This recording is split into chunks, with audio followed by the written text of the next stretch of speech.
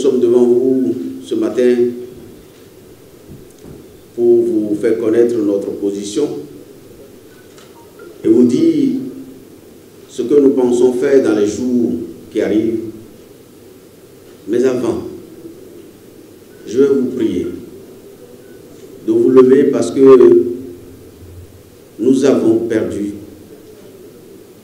un de nos grands frères. Nous avons perdu un sage parmi nous, un guide. Il a été pour moi un guide ces 2 dernières années. C'est le colonel Didier Komongui, qui est professeur de médecine, professeur agrégé de médecine. Il est colonel de l'armée. Il est vice-roi à la cour de Kandji. Et pendant ces 2 dernières années, il nous a conseillés, il nous a guidés, il nous a donné de son temps. Il nous a préparés à cette bataille. Et quelques jours avant ces élections, quelques semaines avant, quelques jours après le dépôt des dossiers de candidature, il a plu au Seigneur de rappeler notre grand frère, le colonel Didier Komongui, qui n'est plus de ce monde, qui est un homme de sagesse, un homme de fraternité, un homme positif qui se battait pour son pays, malgré l'âge, qui se battait pour que nous reprenions ensemble le contrôle de notre pays. Didier Komongui n'est plus de ce monde, mais son souvenir restera à jamais dans nos esprits. Je voudrais vous prier de vous lever pour une minute de silence.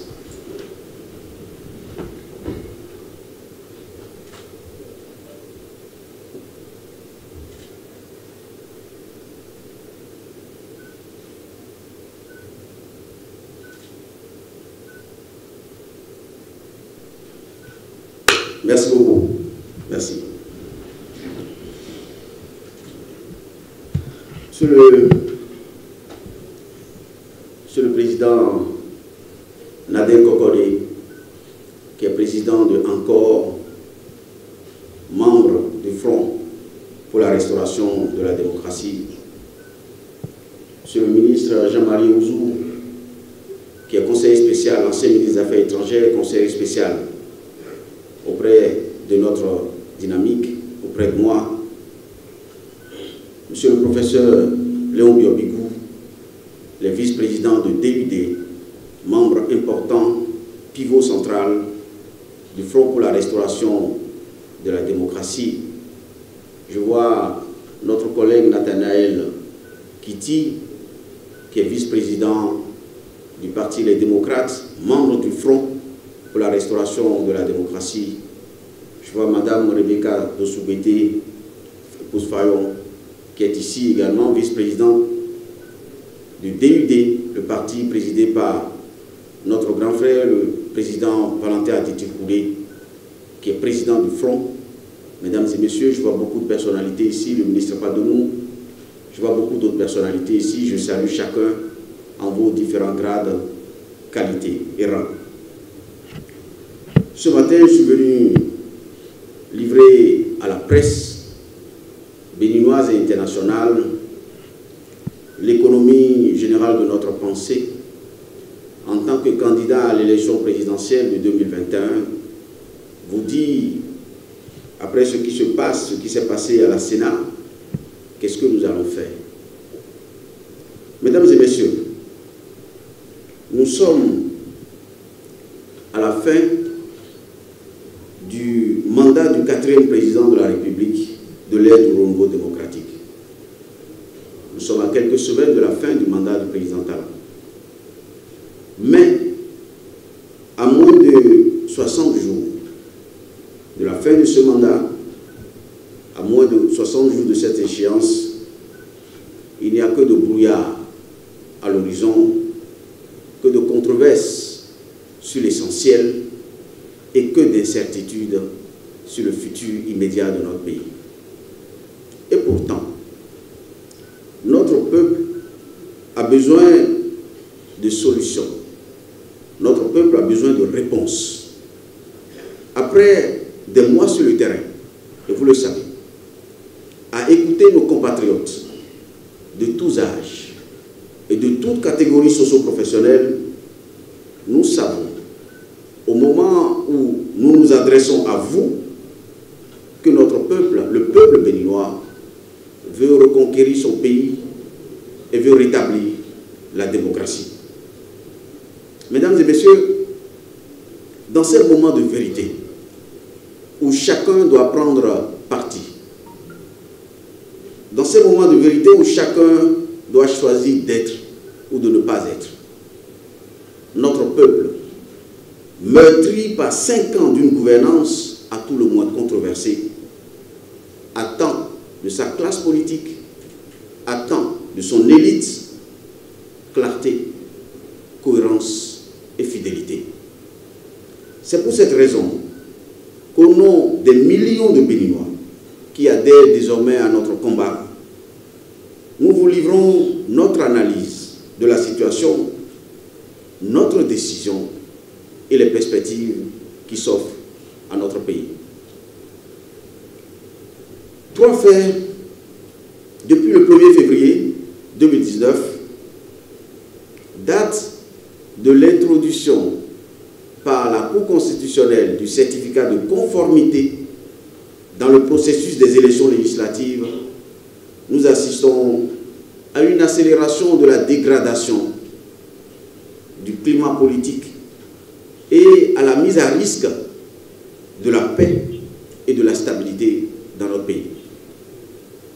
3 faits majeurs ont détérioré la qualité de notre démocratie. 3 faits majeurs. Le premier facteur majeur, c'est, je le rappelle, l'élection législative du 28 avril 2019. Tout a commencé par là. L'élection législative du 28 avril 2019.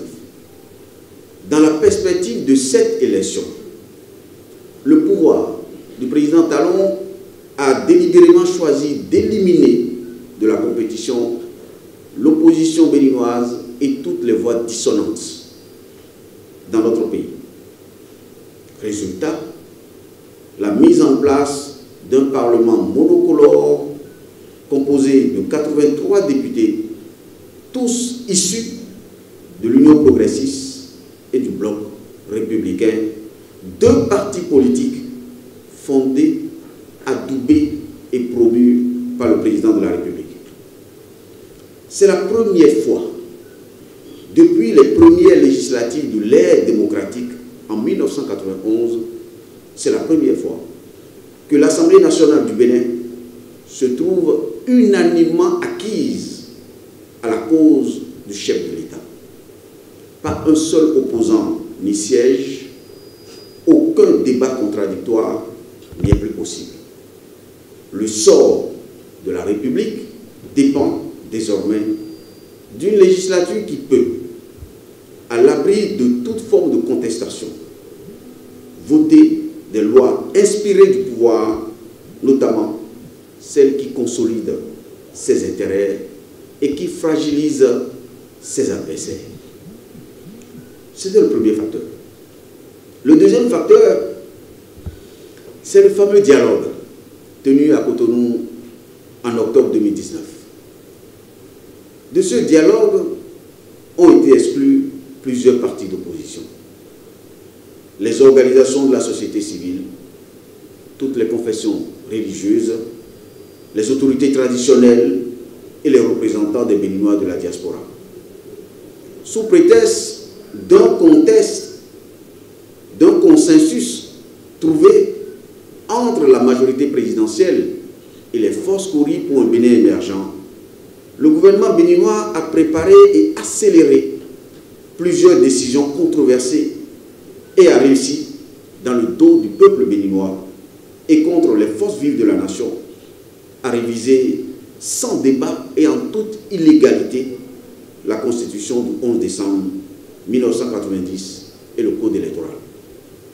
Le dialogue, vous en convenez, a donc atteint son objectif en servant de base au durcissement de la législation d'exclusion et à la protection du pouvoir contre la volonté populaire. Le troisième facteur, je vous ai annoncé 3 facteurs. Le troisième facteur, ce sont ces lois. Les lois qui sont votées par cette législature et qui ont vidé cette élection présidentielle de 2 principes que je voudrais vous rappeler. D'abord, c'est la liberté des citoyens de se porter candidat. Cette liberté a été anéantie. Leur droit, nos droits, de participer à la direction des affaires de notre pays, nos droits ont été entravés par des chicanes que le gouvernement a déployées tout le long du processus. Ensuite, le droit du peuple souverain, le droit de notre peuple de choisir librement ses dirigeants sans subterfuge, ce droit est aussi entravé. Le parrainage qui a été choisi à dessein par le gouvernement est donc devenu le principal moteur de l'exclusion des citoyens de la compétition électorale. À ces actes clairement hostiles à l'organisation d'une élection ouverte, libre et sincère, se sont ajoutés d'autres actes tout autant graves. Nous voudrons vous en présenter ici 2. Depuis le début, le gouvernement béninois oppose une résistance inédite, surréaliste, aux décisions de la Cour africaine des droits de l'homme et des peuples. Il refuse de respecter toute décision de la Cour africaine, notamment l'arrêt du 27 novembre 2020 qui recommande à l'État du Bénin de prendre toutes les dispositions, toutes les mesures afin d'abroger, je rappelle, afin d'abroger la loi du 1er novembre 2019 portant modification de la Constitution et de réformer et de se conformer au principe du consensus édicté par la Charte africaine de la démocratie, des élections et de la gouvernance pour toute autre décision constitutionnelle, révision constitutionnelle avant toute élection. Fin de citation. C'est ce que la Cour africaine a demandé à notre gouvernement. Or, l'exécution de bonne foi de cette décision de justice par le gouvernement de notre pays aurait eu pour avantage de crédibiliser les élections présidentielles de cette année. Notre pays aurait alors renoué avec sa tradition démocratique et serait aujourd'hui en train de préparer un scrutin exclusif sur la base des règles consensuelles et avec la garantie que tous les Béninois en situation, en capacité d'être candidats, le seraient. Par ailleurs, contre toute attente, le corps électoral a été convoqué pour le 11 avril 2021. Il faut le souligner de 2 traits. C'est bien la première fois, depuis le renouveau démocratique et les élections présidentielles de mars 1991, c'est bien la première fois qu'un gouvernement au Bénin prend le risque politique de convoquer le corps électoral et de fixer l'élection présidentielle après la fin du mandat du président sortant. C'est la première fois. Or, en application de l'article 42 de la Constitution, en vigueur depuis le 11 décembre 1990, le même article, je rappelle, a été appliqué aux 3 prédécesseurs du président Patrice Talon. Je veux nommer le président Nicéphore Soglo, le président Mathieu Kérékou, le président Boni Yahi. L'article 42 qui fixe à 5 ans le mandat du président de la République, cet article a été rigoureusement et loyalement appliqué aux 3 prédécesseurs du président Patrice Talon.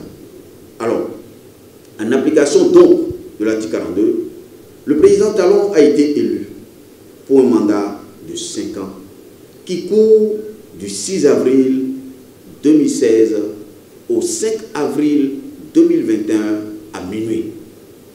Il est donc clair, c'est un juriste qui vous parle, il est donc clair, sur un plan strictement constitutionnel, que le mandat du président Talon prend fin le 5 avril 2021 à minuit et que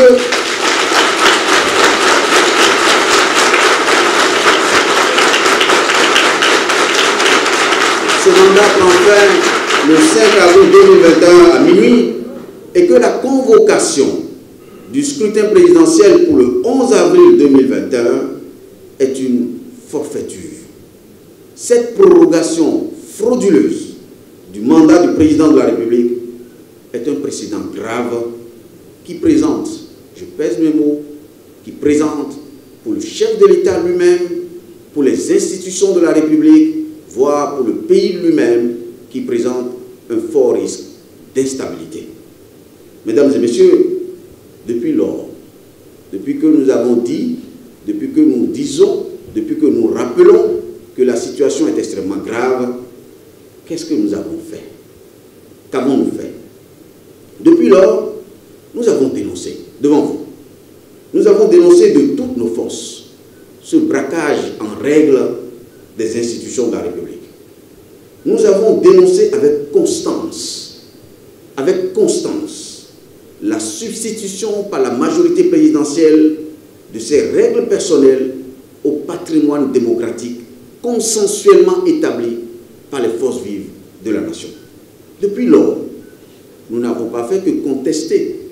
Depuis lors, nous avons conseillé, nous avons recommandé. Depuis lors, nous avons mis en garde contre l'organisation de ce scrutin en violation de toutes les décisions de justice, en violation des règles et des principes que le peuple béninois s'est librement donné. Nous sommes aujourd'hui le 16 février 2021. Nous constatons que, malgré tout, nous ne sommes pas parvenus à convaincre le président Talon que la révision constitutionnelle du 1er novembre 2019 est irrégulière. Nous ne sommes pas parvenus non plus à convaincre le président de la République et son gouvernement que le système de parrainage choisi dans le contexte monolithique actuel dénature complètement l'élection présidentielle. Malgré tout, malgré l'arrêt de la Cour africaine des droits de l'homme et des peuples, malgré l'évidence, le président de la République est resté jusqu'au bout, accroché au parrainage, comme le soldat en guerre est accroché à son gilet pare-balles. Mesdames et messieurs, ne soyons pas dupes. Nous parlons de parrainage, ne soyons pas dupes. On le savait. La seule raison d'être du parrainage est bien d'éloigner du président Talon tout candidat à sa succession, tout adversaire imprévisible, redoutable et capable de défier les lois de la fraude électorale et de le surprendre dans les urnes. Ne soyons pas dupes. On le savait aussi. L'un des objectifs du parrainage est surtout de permettre au président de la République, candidat à sa succession, de sélectionner, de choisir parmi les candidats des adversaires en trompe-l'œil qui en réalité n'ont aucune divergence politique avec le président et qui ne sont préposés que pour servir de faire valoir. Ne soyons pas dupes. Une troisième fois. Cela aussi, nous le savions. La finalité ultime du parrainage est de priver le peuple béninois d'avoir le choix entre des courants politiques opposés, d'avoir le choix entre des hommes et des femmes de tempéraments différents, d'avoir le choix entre deux conceptions de l'État, d'avoir le choix entre deux visions du pays, deux projets politiques clairement et loyalement opposés. Voilà pourquoi, malgré l'opposition d'une immense majorité de notre peuple, malgré la mobilisation des corps constitués de la nation, des autorités traditionnelles et religieuses, le gouvernement béninois prend le risque d'engager le pays dans un troisième scrutin complètement délégitimé. Au total, contre vents et marées, le gouvernement a maintenu les lois controversées et antidémocratiques. Et pourtant, malgré ce diagnostic que je viens de vous livrer, que nous savions, et vous savez que nous le savions, la situation du pays. Malgré ce diagnostic, et malgré notre opposition sans ambiguïté aux actes du gouvernement, le Front pour la restauration de la démocratie a décidé d'engager avec le candidat Patrice Talon la confrontation dans le cadre de cette élection présidentielle. Pour quel objectif? Pourquoi avons-nous fait le choix, malgré le tableau que je viens de vous présenter, pourquoi le Front a fait le choix de traquer au sol le président Talon et de prendre la décision de le battre avec ses propres lois? Pourquoi?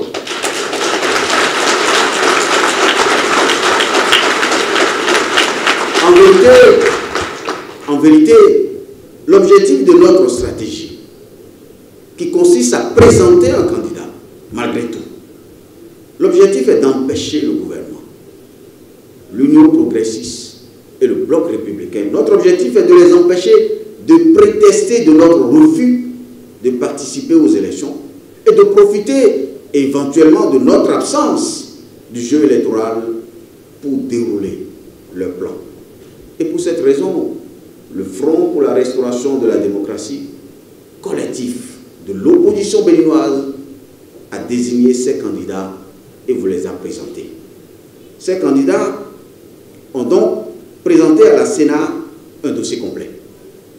Nous avons présenté à la Sénat un dossier complet comprenant toutes les pièces, y compris les quitus fiscaux et la quittance de paiement au trésor public de la caution de 50 millions. Et je voudrais préciser que même si le gouvernement avait mis la caution à 1 milliard, on l'aurait payé parce que nous tenons à libérer notre pays.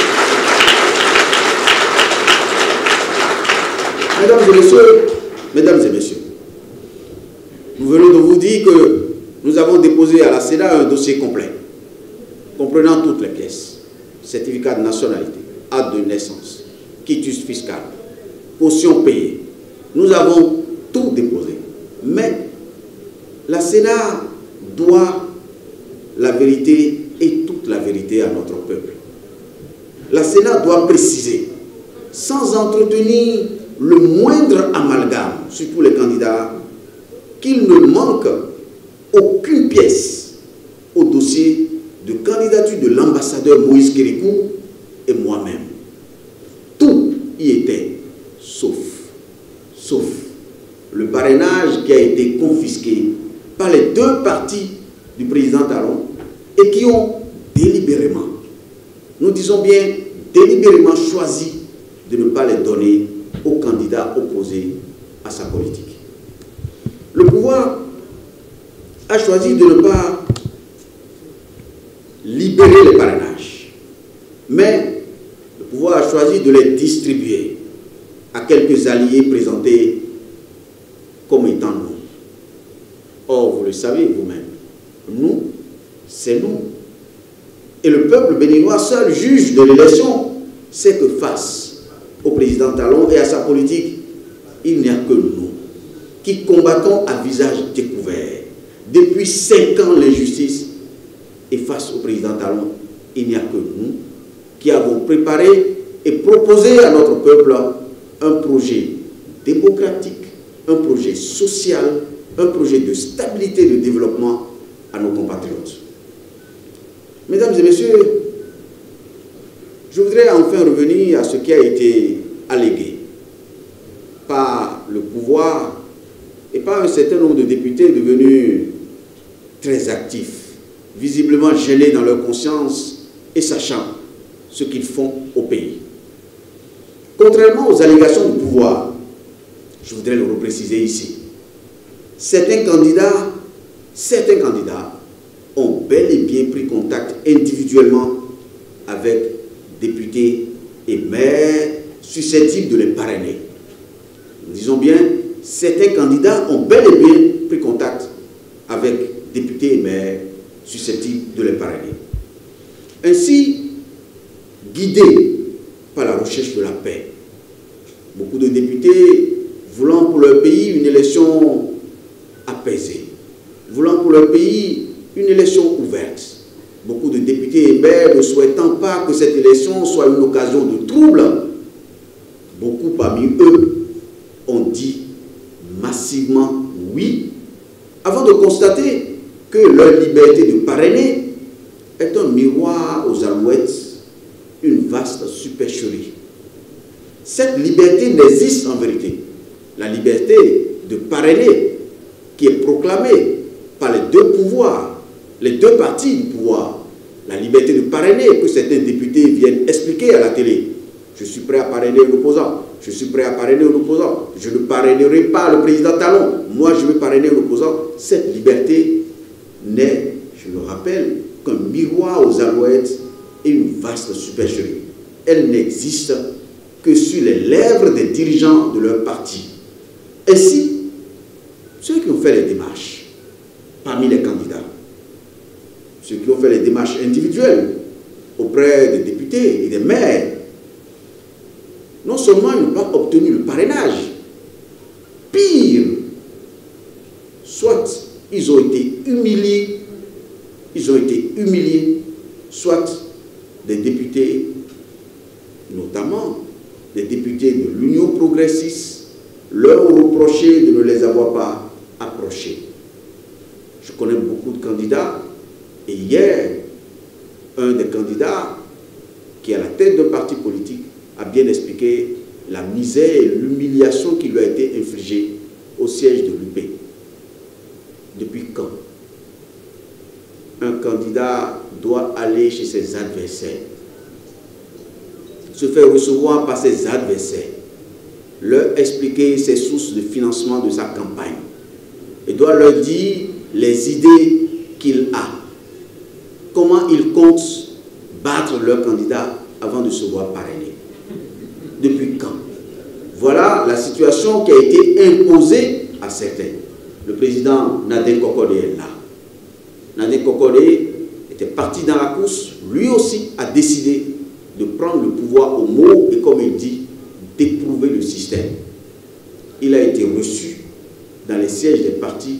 Je vous fais économie des questionnaires, des questions qui lui ont été posées.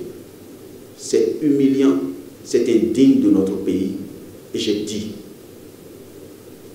aux délégations étrangères qui sont arrivées, j'ai rappelé à la CEDEAO, j'ai dit à M. Jean-Claude Kassigbou, président de la commission de la CEDEAO, j'ai dit, Monsieur le Président, vous pensez qu'en Côte d'Ivoire, le RHDP désignerait son candidat, désigne son candidat et doit être obligé d'aller présenter au PDCI le candidat, son programme, ses sources de financement avant d'avoir le droit de se présenter à l'élection présidentielle. J'ai posé la même question à une autre personne, membre de la délégation qui est d'origine nigériane. Je lui ai dit, est-ce que vous pensez, vous trouvez normal que le PDP, le parti du président Obasanjo, désigne son candidat et soit obligé d'aller au siège de EPICI, le parti du président Boari, pour aller chercher l'autorisation d'être candidat? La situation que nous impose l'UP et le BR, cette situation est inédite. Elle n'existe dans aucun pays africain. Même chez le maréchal Déby, ses opposants ont le droit de se présenter. Même chez le président Biya, ses opposants ont le droit de se présenter. C'est la raison pour laquelle c'est totalement incompréhensible que des députés continuent de venir à la télévision expliquer que les autres doivent d'abord venir les voir pour avoir le droit d'être candidat dans une élection présidentielle. Mes chers compatriotes, mesdames et messieurs, ce qui se passe au Bénin, je le répète, ne se passe dans aucun pays africain.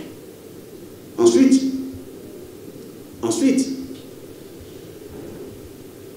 qu'est-ce que nous avons fait au front? Nous avons rappelé qu'il y a certains candidats qui individuellement ont pris l'initiative de rencontrer des députés. Ils sont là, certains. Mais la démarche du Front pour la restauration de la démocratie a été de juger de la pertinence de leur projet de société et en conséquence le droit de les sélectionner pour être candidat en face de lui. cette négociation que voulait nous imposer le gouvernement est contraire, mesdames et messieurs, à toutes les idées que nous nous faisons de la démocratie.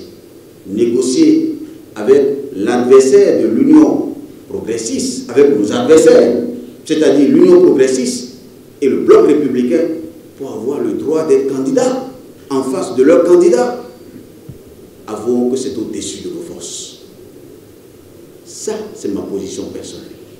Mais c'est le plus important. Pas de discipline de groupe. Pas de discipline de groupe. Nous avons laissé le front, nous l'avons laissé faire le front qui a décidé de prendre le pouvoir à son jeu. Ainsi, suivez-moi très bien, s'il vous plaît, je sollicite vraiment votre attention.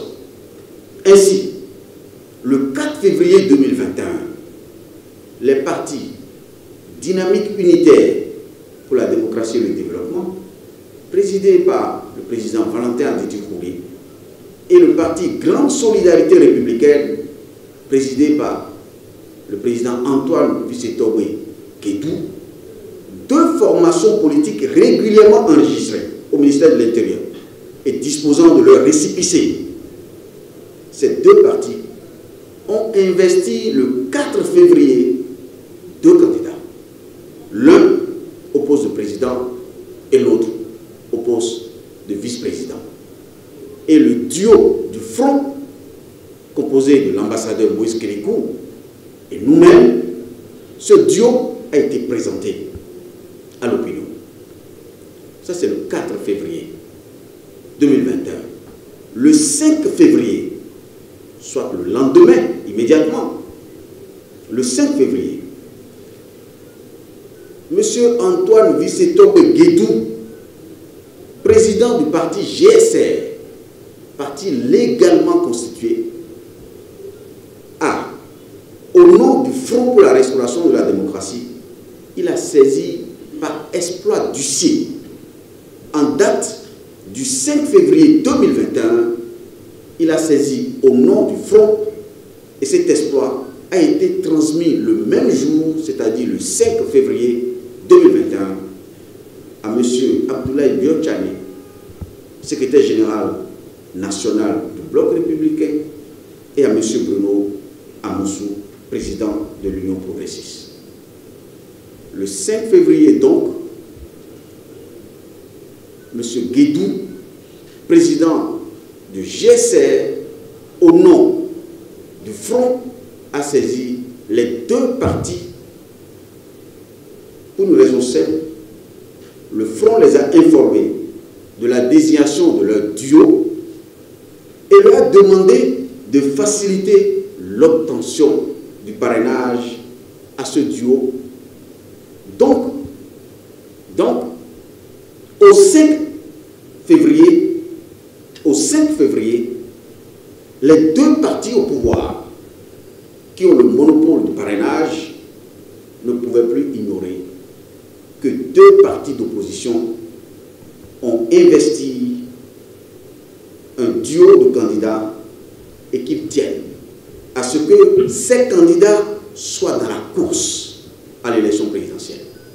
Les deux partis du président ne peuvent pas dire qu'au 5 février 2021, ils ne peuvent pas ignorer que deux formations régulièrement créées, enregistrées, ont désigné un candidat au nom du collectif de l'opposition et que ces candidats doivent être dans l'élection. Mesdames et messieurs, pour ne pas parler en l'air et pour ne pas vous donner le sentiment, de parler en l'air, je voudrais vous présenter ici les deux exploits d'huissier qui ont été transmis le 5 février 2021 à M. Abdoulaye Biotchani et à M. Bruno Amoussou. Transmis le même jour, envoyé par un chef de parti politique pour leur dire: messieurs, vous avez dit que vous souhaitez que l'élection soit inclusive, vous souhaitez que ce soit une fête. Eh bien, l'opposition a désigné un duo Si vous êtes fort, allons à l'élection.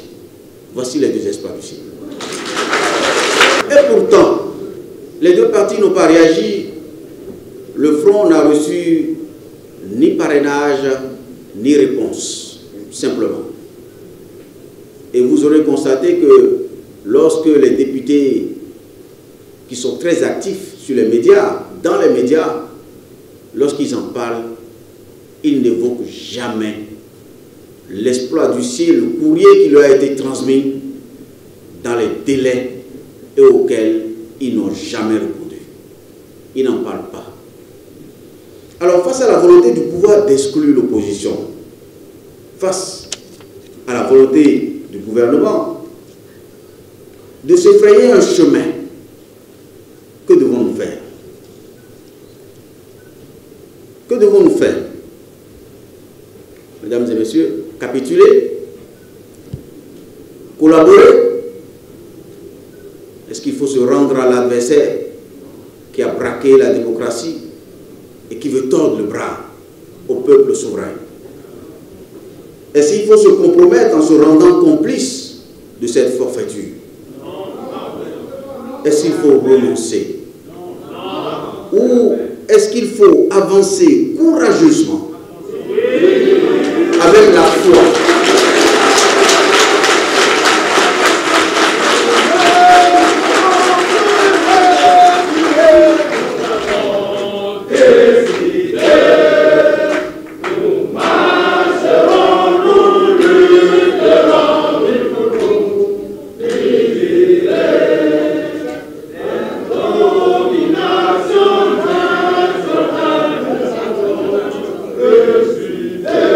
De mobiliser nos compatriotes sur l'ensemble du territoire autour de la démocratie et du développement. Pour cela, pendant près de 2 ans, à travers un dialogue itinérant, nous avons partagé cet engagement pour la démocratie, cet engagement pour le développement et pour la justice. Nous avons partagé cet engagement avec des centaines de milliers de citoyens à travers près de 200 rassemblements organisés sur l'ensemble du territoire national. Notre objectif, pourquoi nous l'avions fait? Malgré les risques, malgré les menaces, pourquoi nous l'avons fait? Notre objectif était d'infléchir la décadence de notre démocratie et d'aider notre pays à réconcilier ses enfants, dont certains, hélas, sont morts et d'autres sont jetés en prison ou contraints à l'exil. Notre but, à l'époque, notre but était d'aider à apaiser les tensions dans le pays, à mettre fin à l'injustice qui frappe hommes et femmes, jeunes et plus âgés, organisations politiques, sociétés civiles, fonctionnaires du public comme salariés du privé, artisans comme femmes de marché.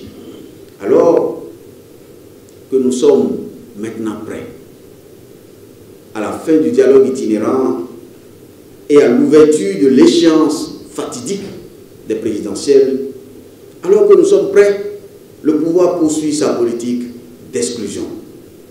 Néanmoins, que ce soit très clair, nous sommes déterminés à prendre part à ce scrutin. Nous sommes déterminés à prendre part à ce scrutin parce que à partir d'aujourd'hui commence une autre bataille. Nous y sommes préparés. Nous y sommes préparés.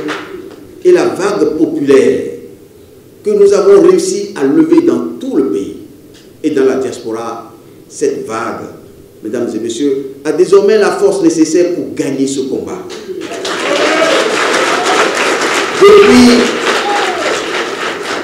Depuis la décision de la Sénat d'exclure du scrutin toute l'opposition, il apparaît clairement maintenant à l'opinion nationale et internationale que le gouvernement veut opérer un passage en force, que le gouvernement veut tordre le bras à notre peuple pour lui extorquer le pouvoir.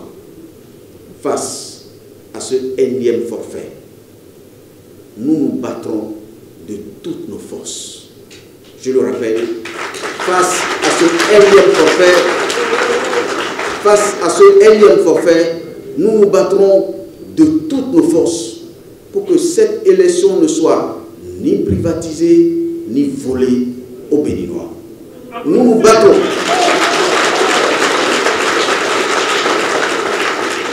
Nous nous battrons pour défendre notre droit de citoyen d'être candidat à l'élection présidentielle de notre pays.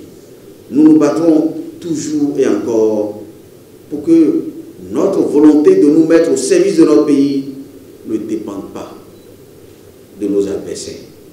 Au moment où nous nous adressons à vous, nous savons que le peuple béninois n'acceptera pas une troisième élection vendangée et bâclée pour tenir à l'écart les électeurs et les empêcher de sanctionner ceux qui méritent de l'être et d'accorder leur confiance à qui le mérite.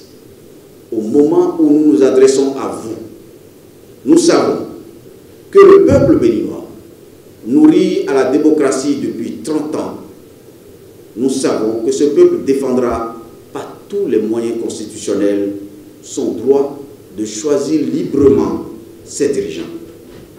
C'est pour toutes ces raisons que nous invitons le gouvernement à privilégier la voie du dialogue, la voie de la sagesse et la voie du consensus, et nous l'invitons à prendre deux mesures. Nous l'invitons à prendre deux mesures urgentes. La première mesure, c'est la première mesure qui sonne comme une évidence, c'est de débarrasser le pays du parrainage. Première mesure urgente que nous recommandons au gouvernement, c'est de débarrasser le pays du parrainage. Car dans ce contexte quasi monolithique, les dégâts du parrainage sont désormais là devant nous tous. Infantilisation des députés et des maires, humiliation de la classe politique, entrave à la liberté de candidature des citoyens, bref, privatisation de l'élection. Par conséquent, il faut courageusement s'en débarrasser. Il faut s'en débarrasser, d'ailleurs, comme eux-mêmes, ils l'ont fait le 2 juin 2020, lors des élections communales, quand ils ont été capables, pour leurs propres intérêts, en plein processus électoral, de retourner au Parlement, de modifier la loi pour leur permettre de nommer des maires. Ce que nous leur demandons aujourd'hui est très simple. Nous leur demandons de débarrasser le pays du parrainage par l'adoption d'une loi dérogatoire modifiant le code électoral et permettant de reporter l'application du parrainage au présidentiel après le renouvellement du Parlement et des conseils communaux et municipaux à l'issue d'élections libres et pluralistes. La deuxième mesure, tout aussi importante, que nous recommandons au gouvernement, c'est le réaménagement immédiat du calendrier électoral afin de permettre l'organisation de l'élection dans les délais constitutionnels et d'éviter à notre pays le vide juridique après le 5 avril 2021 à minuit.